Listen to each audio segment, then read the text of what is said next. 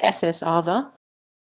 There have been several vessels named Ava, including SS Ava 1855, British steamship built in 1855 and operated by the Peninsular and Oriental Steam Navigation Company on the China Mail Service.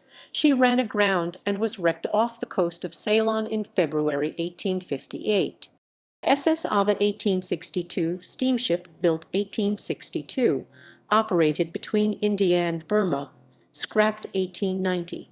SS Ava 1873, steamship built 1873, owned by British India Steam Navigation Company Limited, sunk 1879 following collision at the mouth of the Hooghly River. SS Ava 1895, steamship built 1895, ran aground near Mawlamyine in 1905.